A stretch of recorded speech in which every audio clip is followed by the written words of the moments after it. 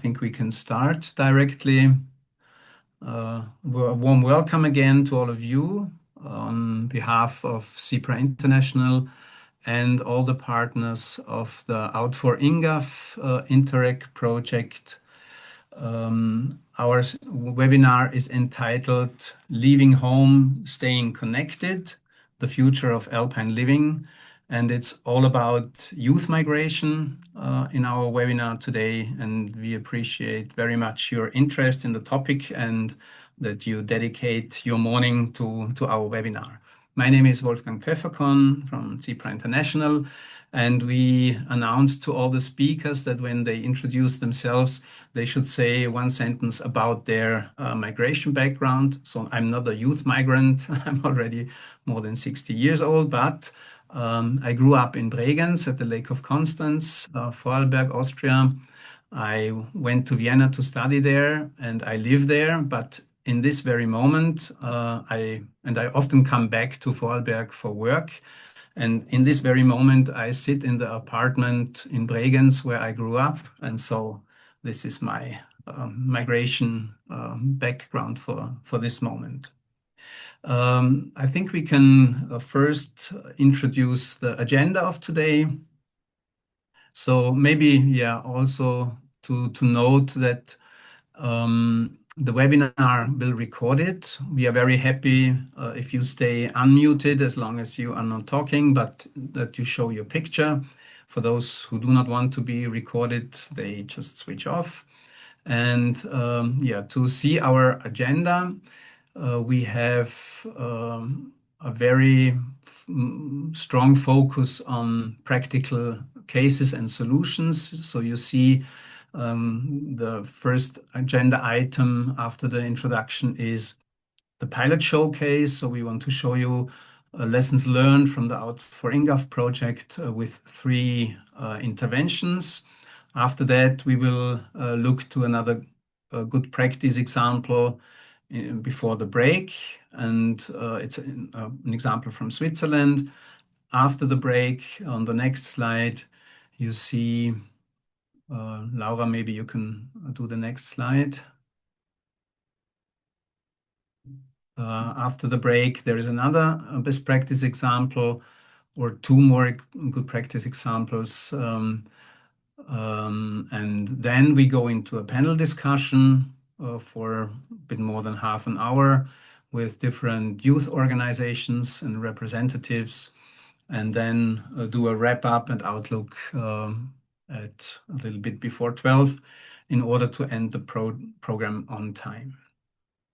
So this is our plan for this morning, and we will now start before coming to the interventions of the pilot showcase.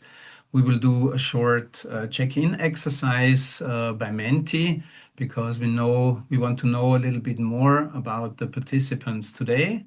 So I would like to invite you to use your mobile phones and scan the QR code and answer the questions that you find there.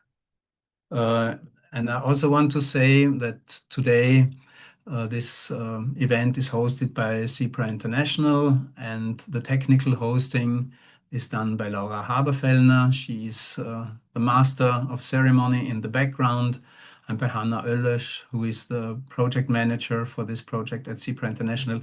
She will give us also a very short presentation about the project after this check-in. Yeah. So I think you should meanwhile already have scanned.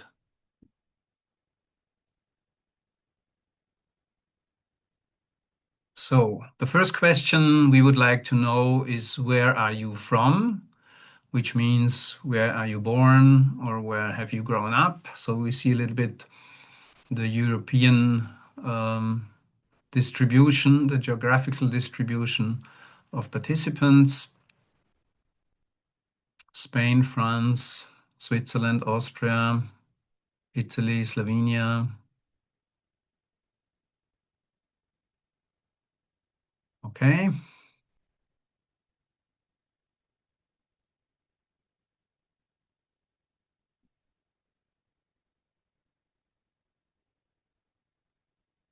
Great. Maybe some more want to add?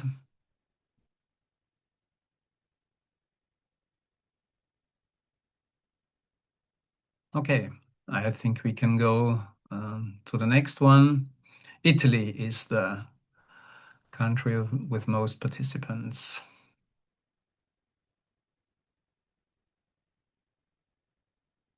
Second question.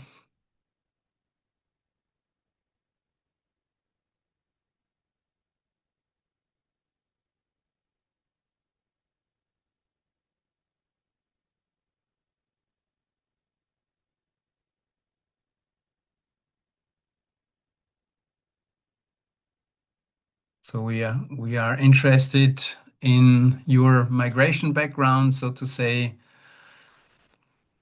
I have always stayed in my home area. I moved away and came back. I live outside of my home area. So the majority up to now lives is actually living not in the area where you were born. Quite typical case probably for our Alpine constellation and also the topic of today. But 6 out of 19 also moved back and came back. Let's go to the next one. Age. We just wanted to know how many people are our target group of so-called young people under 30. At least some of you. Thank you very much. And yeah, we would like to know something a bit about your professional background, researchers, people from administration or municipality, NGO, intermediary organizations like regional managements, leader groups, consultants, and others.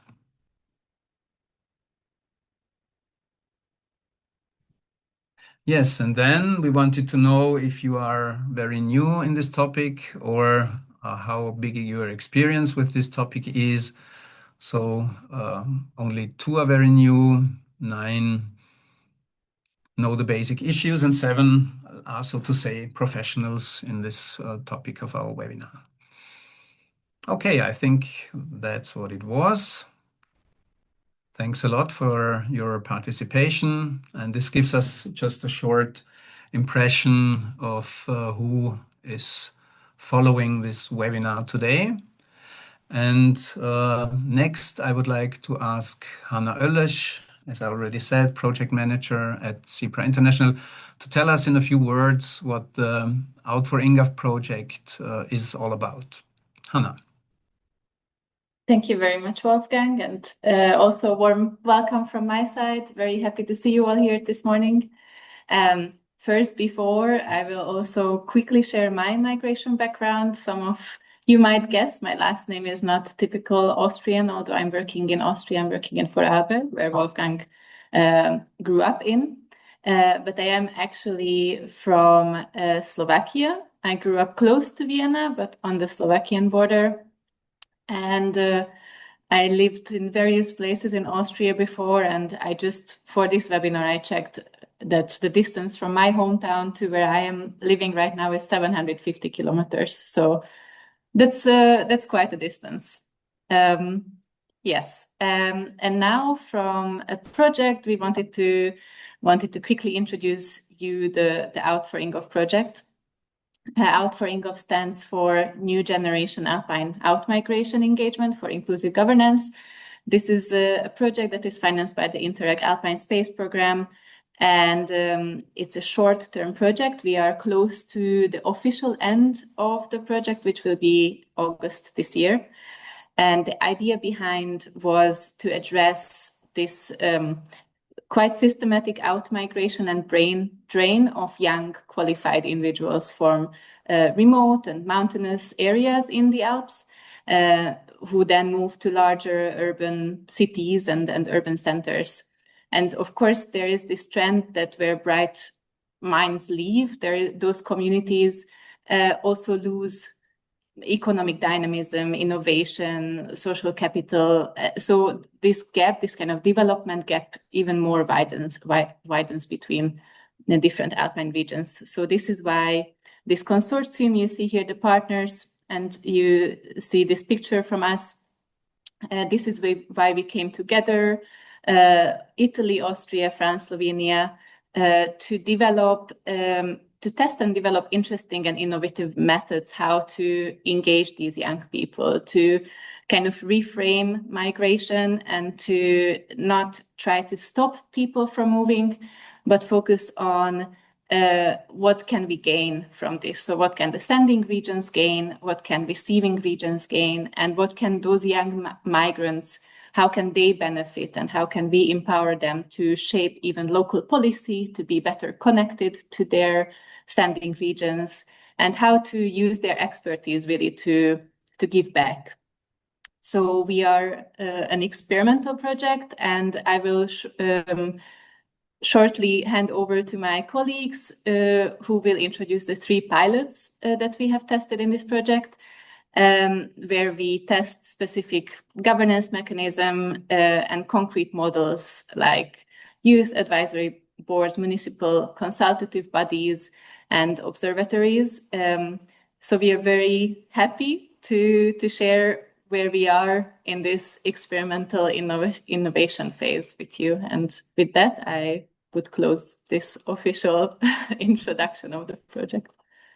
Thanks a lot, Hannah, for giving us this short insight. I just wanted to say a few words how this next session is going to be running. So we have 3 interventions, and we will hear each of these interventions directly one after the other.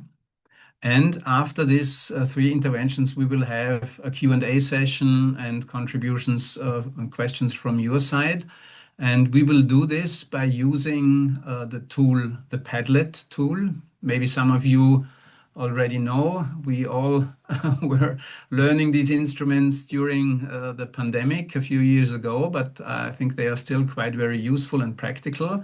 Laura has already shown it, how it's going to run. So you see, we organized everything in columns and blocks. So the first part you see on dark blue on the left side, you see the 3 interventions that are coming. And we would like to invite you, while you are listening to these speeches and interventions, you can directly write comments or questions that come to your mind into this Padlet. So you just have to click into the Padlet link that should be in the chat. And we could maybe all try to open the Padlet. And when you are there and you see this first column, then you have the first speech about the youth consultative body in Maribor. And then below you see the small text, add a comment. And there you just can click in and write your question or your comment, and they just will be lined up one after the other. And Hannah will observe a little bit what is coming here, what is coming in, and we'll bring this back to our Q&A part after the 3 interventions. This is how we are going to use, let's say, our interaction throughout the whole webinar. And for now, for the first 3 speeches, it's the block on the very left side. Okay. So that's everything from my side for the moment, and I'm very happy to introduce first Anna Potočnik, project manager in Slovenia, and she will let us know more about the establishment of a youth consultative body in Maribor. Anna, the floor is yours now. Thank you. Good morning. So today we are addressing a vital challenge for our Alpine and non-metropolitan territories, the departure of brightest young minds. In Maribor, we decided that the brain drain is not something inevitable, but it's also a decision. By establishing a youth consultative body, Maribor, we have moved from only reacting to demographic shifts to actively shaping talent circulation. So to retain, attract, and welcome back the next generation, we must offer more than just economic incentives. We must give them a seat at the table. Laura? Next. So I was also asked to tell something about myself. I was born in Ljutomer in Slovenia. I was educated in Ljubljana and then settled in Maribor for the last, I would say, 26 years. My choice of Maribor was driven by my very nice memories on Maribor when I was visiting my uncle, who was really spoiling me and letting me know to be wild, not only as a child, but also as adolescent. So if I go to my identity, it is shaped by a complex intercultural history. I'm a little bit Slovenian, a little bit Palestinian, and if I go back, I have also Austrian or German roots. So as a baby boomer, I understand that the city's attractiveness lies also in the emotional connection it fosters across generations.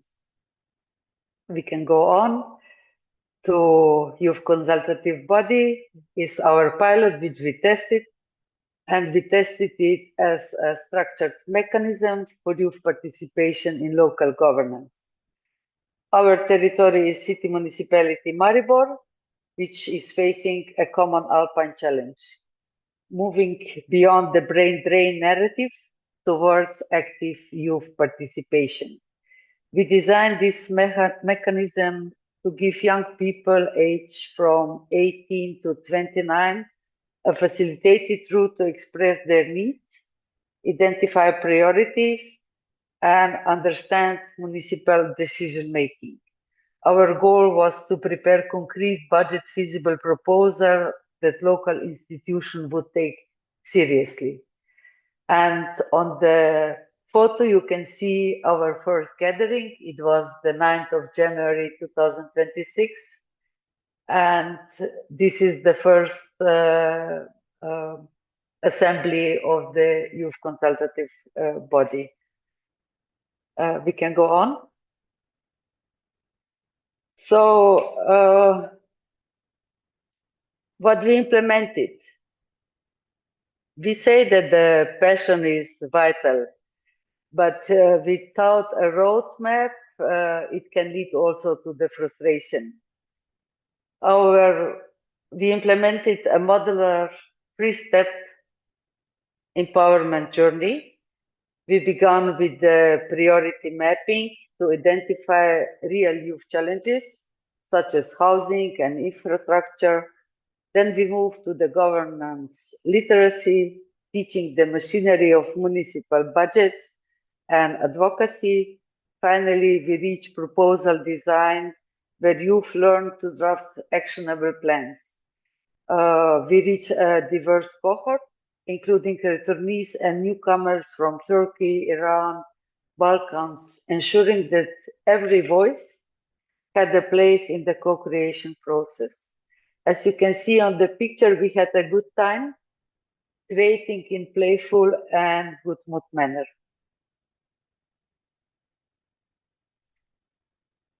The results of our activities were tangible. Within just 4 months, the Youth Consultative Body produced a formal initiative to amend the rules for Maribor's participatory budgeting. The youth argued that people who live, study, or work in the city, regardless of their permanent residency status, should have a say in its development. And they were completely right. And I am proud to share with you that the municipality responded formally, immediately, enabling temporary residents to participate. This isn't just a theory, this is a policy change driven by youth agents. And on the picture, you can see the preview, go back, please. You can see the invitation. This one, yes. This was part of our onboarding process, and I have to say that we had a great support of Municipality Maribor, 10 youth centers in Maribor, and also the networks of steering group members who shared this invitation to the potential members of the youth consultative body. And now we can go on.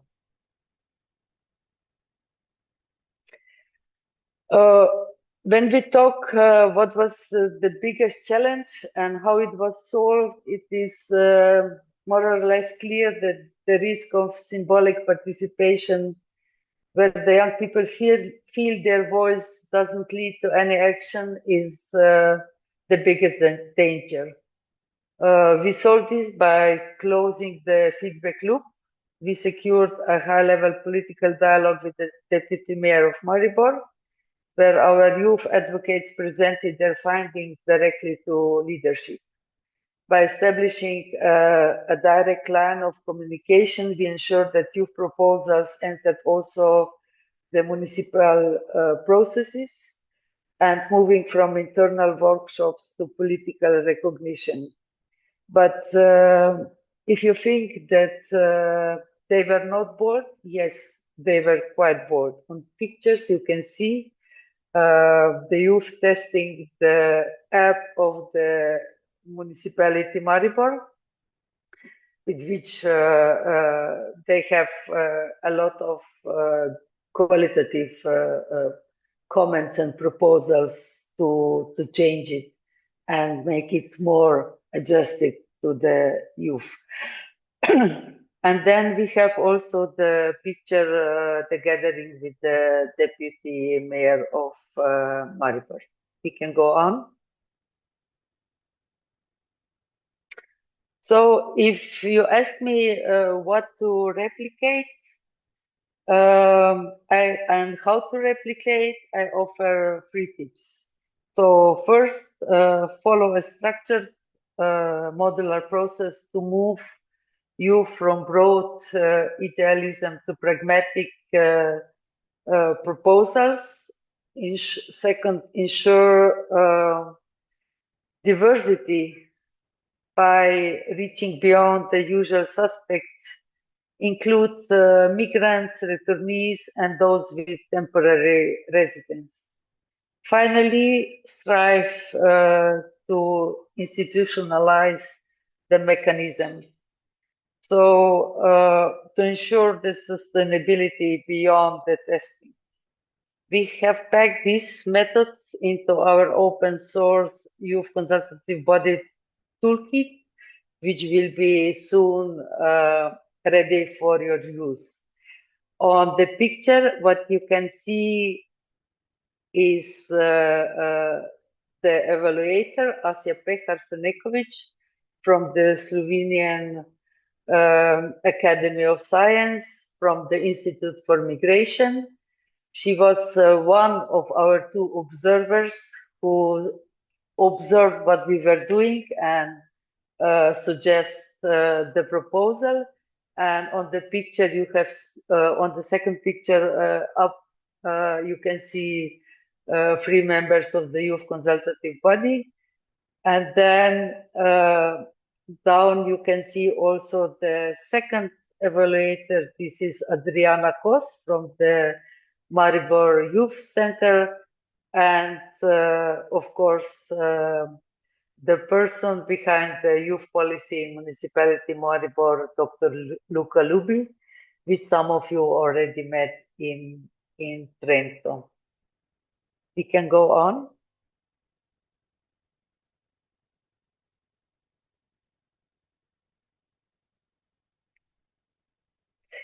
So what I have to say, this pilot would not be possible without the youth. And I would like to thank Aljaž, Alen, Kaja, Špela, Manca, Žiga, Mihailo, Tina, Ivona, Anna, Adam, Ilaida, Zahara, and of course the supportive colleagues Luca, Adriana, Asia, and Špela. Thank you. And to conclude, the circulation of talent begins with a sense of belonging. Let us commit today to never again draft a policy about youth without youth. If we give young people trust, structure, and a direct line to decision makers, they will not just request, they will build the future of our Alpine space. Thank you for your attention, and let's empower, engage, retain, and return now and in the future.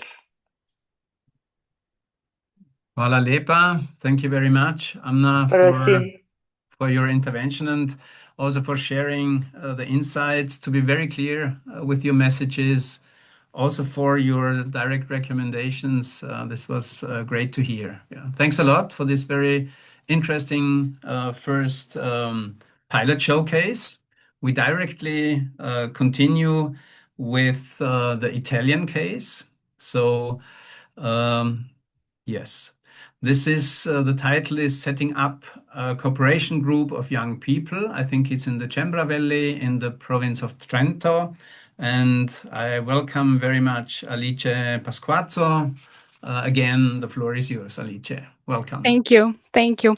Good morning, everyone. My name is Alice Pasquazzo. I work for the Autonomous Province of Trento.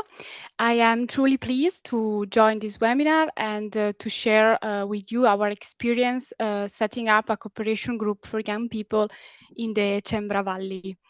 Before diving into the technicalities, I'd like to share briefly my personal connection to the topic. I grew up in an Alpine valley, very similar to Cembra Valley. Like many young people from these areas, I moved away for my studies and to start my career. I lived in other Italian cities, in Bolzano and Verona, and abroad in Germany, Berlin, and in Poland. Eventually, I made the choice to return back to my home valley, where I live and work now. I'm sharing this because my journey from leaving to returning taught me that youth mobility can be transformed from a loss into an opportunity for the territory. And this is exactly what our pilot, Casting the Net, is trying to do by creating a local spillover of international experiences, connecting communities. We can go on, thank you. The Cembra Valley, where our pilot took place, is a beautiful but somewhat isolated area in the northeast Italy. Like many mountain communities, it has faced a persistent brain drain over the years. The aim of the pilot was to explore innovative governance tools for to manage youth mobility, creating a bridge between local youth and young people with international mobility experience. We wanted to address the qualitative impact of outmigration, so not just counting the number of people leaving, but understanding the real perspectives of both those who leave and those who stay. To address this, we structure our activities into three core phases. We can go on the next slide. The co-creation phase, the core objective here was to participatory co-design a flexible youth network tool. The co-design itself was executed through 4 online workshops facilitated by our community worker. The established co-creation group had 23 participants aged from 16 to 35. And what made this group particularly valuable was its balanced recruitment. So we brought together 10 young people from currently living in the Cembra Valley, and 13 who have immigrated abroad and are still living abroad to countries like Austria, Switzerland, France, and Germany.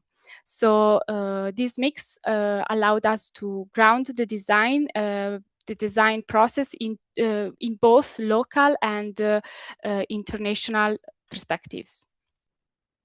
The second phase, the network implementation, this phase saw us moving from the initial group to a functional digital ecosystem. This ecosystem combines a public channel for external visibility and a dedicated community with 5 thematic rooms for internal peer exchange. In this phase, we implemented different light engagement formats, such as WhatsApp aperitives, podcast interviews, targeted campaign to stimulate discussion among youth and encourage participation in the network.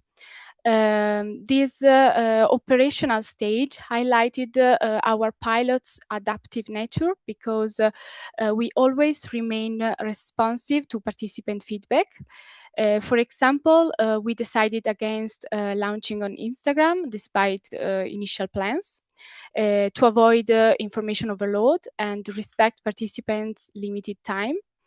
And we opted instead for tools already deeply integrated into their daily habits, like WhatsApp. Next, we moved on to capacity building and territorial connection. We organized training webinars on practical topics like tax incentives for returning, career opportunities in the Alps, and social entrepreneurship. On the other hand, we focused on grounding the network, so working to integrate it into the local context through workshops with administrators and direct engagement with the local associations. We can go on. So despite the pilot's limited duration, it has produced several significant outcomes. We introduce a new experiential and narrative approach. So instead of treating migration as a technical or policy issue, we decided to focus on the human side. So we turn the concept of mobility into a shared conversation about identity, about what it really feels like to leave, to stay, or to decide to come back. So thanks to this methodology, the pilot opened a space for collective reflection that more, let's say, policy-oriented approaches tend to close. We successfully launched a functional digital ecosystem, as I said before. However, the network exists beyond its digital tools, so it's real, and it's probably one of the most important outcome. So we define a shared definition of it. So it is a visible and recognized informal local tool for listening, feedback, and advisory. It is essential to be clear about what the network is not. So it is not a decision-making body, and it is not an organism for formal representation. Instead, it functions as a youth-driven, ultra-territorial bridge. Its purpose is to actively support administrations and communities to identify needs, refine projects and policies, and foster social capital and share responsibilities. No pilot is without its challenges. So our biggest one was discontinuity and lack of spontaneity. So while our registration numbers were good, actual participation was intermittent. So the network struggled to generate autonomous discussions, heavily relying on the community worker to spark interaction. we noticed that members tended to intervene almost exclusively in response to the community workers' input, rather than interacting with each other spontaneously. So we also encountered a significant challenge with information overload. Our effort to drive participation through a more complex multi-room digital structure proved to be counterproductive because it created notification fatigue, overwhelming members, dispersing the attention rather than focusing it. Our solution was pragmatic, I would say. So we simplified our digital ecosystem. So we adopted a less is more philosophy, prioritizing quality over quantity, and move toward lighter, more focused sessions, like, for example, our digital aperitifs. These informal settings successfully lowered the barrier to entry, transforming static discussions into organic peer-to-peer exchanges that were much more sustainable for busy young people. We can go on the next slide.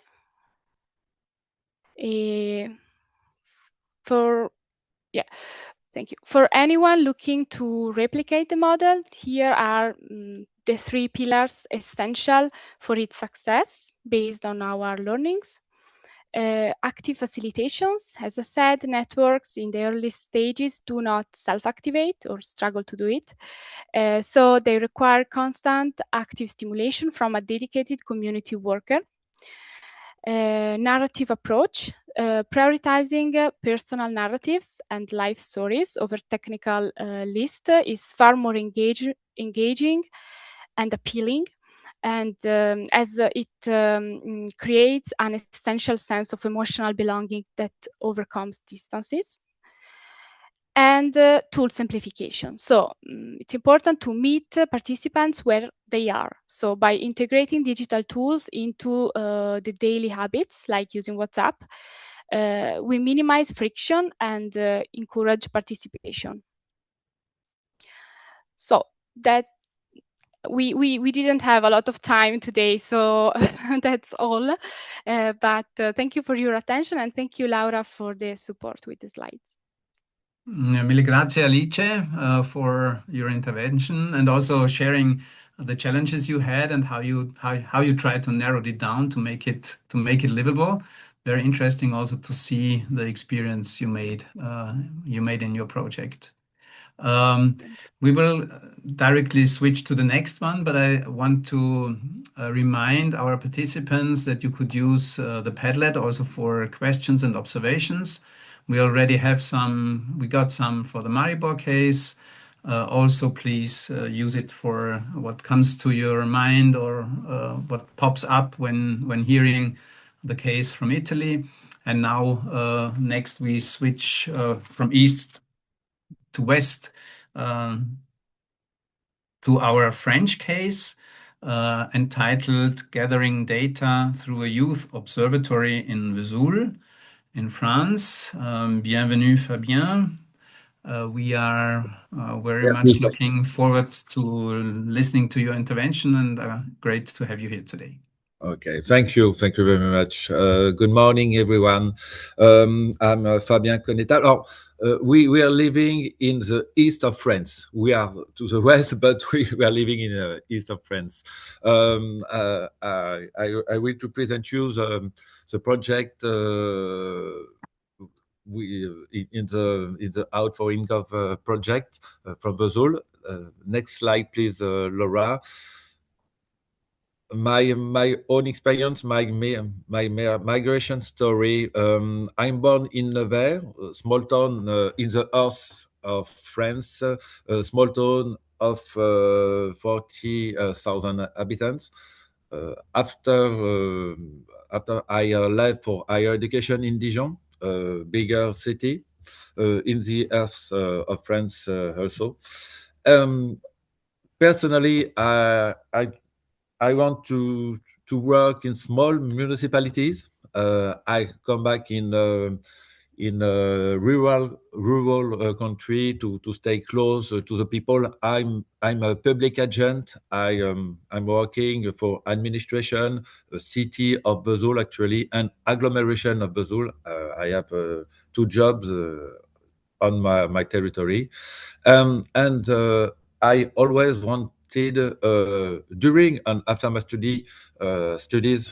Sorry, I always wanted to keep in touch with my roots, despite my professional mobility. So I'm not so far from friends from my birth city, because I want to keep in touch with my roots, with my origins. Next slide, please, Laura. So you can see we are on the east of France. It's a small town. Vesoul is a small town in a small agglomeration. We are not so far from foreign countries. We are next the border from Germany, Switzerland, and Italy. It's a force, it's a strength, but it's also a weakness, because we have a lot of young people who live for study experience, for job experience. So we are not exactly in the Alpine Valley, but we have the same problematics, the same problems, because we are a rural country, rural in the rural area. So it's a weakness. So you have a lot of problem with young people who living. Next slide, please. Okay. Project activities. We have compile, just access and compile data relating to youth migration, ages from 15 to 35. We have identified academic research, major results on young migration, especially in a rural context, as I said. We have identified local, regional, and national experts on young migration. We have identified local partners that support youth migrations. We had to define and produce indicators relating to youth migration. And after, we have we have to carry out the necessary surveys to generate this additional information. And we're laying the groundwork for the establishment of a permanent observatory in the CAV. CAV is the Community of Agglomeration of Vesoul, CAV. Next slide, please, Laura. Okay. Outcomes. We have an overview of data, findings, and research on youth migration. We identifying the drivers of youth migration in a rural context. We had categorization of the drivers of youth mobility: educational and career paths, mobility and transportation, emancipation and autonomy. We identified factors to enhance the CAV, the agglomeration of Vesoul appeal for young people seeking to relocate, expanding additional opportunity, improving access through transportation, and creating career opportunities for highly educated individuals. Next slide, please. Thank you. We have a problem with limited availability of local level data, especially in agglomeration of Vesoul. Migration data are difficult or simply do not exist at this level. That's a big problem. We have strong constraints as another countries with the confidentiality rules, especially in France, but we have a European regulation about that. We have that is another problem. Only one indicator at the agglomeration level provided by the Statistical National Institute. So we have a database which are limited. what we can find as solution, we have to have more mobilization of local stakeholders. That's the first step. And the target is to build a longitudinal knowledge base capable of capturing not only migration flows, but also the broader trajectories, aspirations, and living conditions of young people connected to the Vesoul territory. So we start not only exploiting the database, but we had 10 additional interview with young people to keep more to collect more information about the migration flows of young people who came in Vesoul, who leave Vesoul, and who come back in Vesoul. We have to affinate this database, not only statistical collect, but individual and personal interviews. Next slide, please. Thank you. Free tips for replication. First steps, mobilize a network of young people based on mobility categories that can be engaged within the framework of the observatory. Develop agreement with data providers on youth migration, and third, engage all local partners specializing in supporting youth mobility or migration. For Vesoul, the observatory, it's the first step for a real working to reach young people and better know that they needs that in this area and around. But we have to develop additional tools as youth consultative body and the platform, the network, as in the Cembra, the Valley of Cembra. I guess that's all. The next step is thank you. Thank you. Thank you very much. Merci beaucoup, Fabien. It was very interesting to highlight this aspect of the topic, the evidence-based data question, and also, as you said, to go more on an interview and personal level, I think, which is very close to what we heard before. So make it a personal narrative case story, and to touch the topic or to reach the topic from that side. So we heard our 3 interventions. Thanks to all of you. In the meanwhile, the Padlet has been filled with some comments and questions. And Hannah, my colleague at Cembra, I think you had an eye on these inputs coming. Maybe Laura, you can share the Padlet with us. We have now about 10 minutes time to have a closer look, and maybe the speakers and those who presented the cases can then also answer to the question. Hannah, do you want to share a little bit what came in? Yes, gladly. So maybe first to Anna, there were 3 questions. The first one is what's next? So what's your plan with the young people in the consultative body, and do you have some kind of work plan with them to what to do?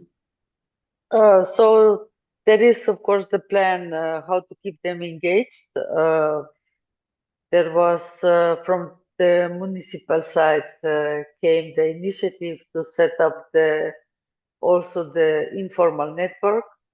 There were already some ongoing discussions about the youth plan going on within the municipality. And of course, there is a proposal, but I'm not the best person to in detail answer this question, but maybe the colleague, Dr. Luby, who I also saw here, could answer this. because municipality is planning a new ordinance on the youth policy, and within this ordinance there is also a place for the youth consultative body, meaning for the people, young people who are not already engaged in other commissions or boards which are already established. Maybe just to clarify why there was a need to establish the youth consultative body, because according to Slovenian legislation, such bodies should exist in each larger city. And in Maribor, we actually had two different consultation bodies, but they were not active. So we are trying to set up the consultative body that would attract the young people and that would be somehow meaningful for what is going on in Maribor. Anna, thanks. Just a short hint to Hannah, maybe in order to keep the time, maybe you can pick out one question per case that we are going through. And then for the rest of the questions that cannot be answered directly, I would like to invite the speakers to write down their answers directly in the Padlet, either during the meeting or shortly after the meeting. So we will keep the Padlet as a documentation for the event. So what would you pick out from the Italian case? So to Alice, I think the two questions are going in the same direction. Do you have in plan some analogous activities for the young people, some physical meetings for them, in-person exchanges, team building activities, so that they meet more often and develop connection with each other? Yes, so for the 22nd of June, we are officially launched. We will officially launch the network. So we will have a meeting with the young people and the local administrator. However, I would like to highlight a point that the network is still not just limited to online exchanges. So it's already very tangible and real. And the network and its activities have naturally evolved and adapted to what the youth actually need. So the young people have expressed a clear need to keep meetings lighter and more accessible. So we have to keep in mind that some of them actually are living abroad right now. And digital tools is what keep us connected. However, of course, we will have also some moments to meet. We had them and we will, so for sure. Thank you very much. And just a quick reaction to that I think it will also be interesting in the second half of the webinar. We will have a panel discussion with youth councils to reflect back on the challenges that we faced and ask how they managed to operate on the long term effectively. Right, and then to Fabienne, the question would be, what did you find? What were the key drivers of youth migration that you newly identified through the data collection? And how will that shape local policies? What do you foresee? Yeah. The main informations we have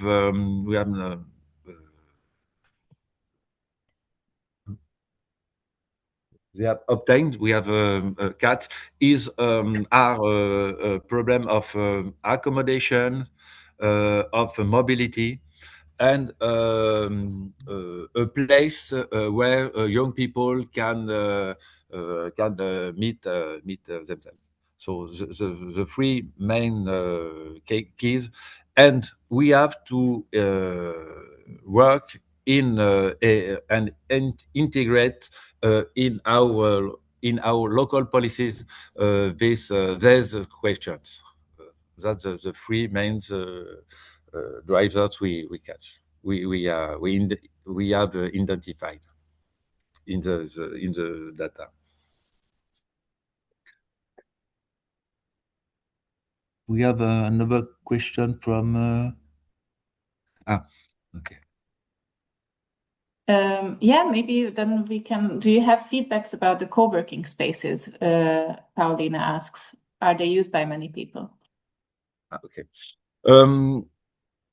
We have not a lot of feedbacks about the co-working spaces. It's an opportunity in Vesoul, but we have not only young people. We work in the co-working spaces. We have not identified there's places, there's co-working spaces as a priority for the young people, but it exists. We built co-working spaces, but it's not one of the priorities of young people. But it's used by 20 person by day. But not only young people, not a lot of young people.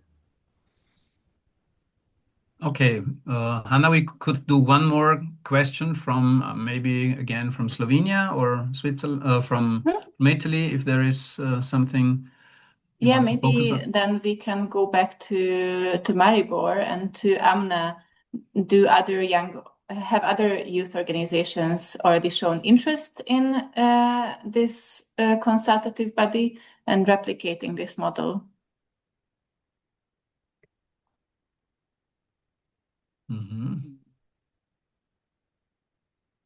Amna, are you? Yes, I'm here. Reading the question, yeah.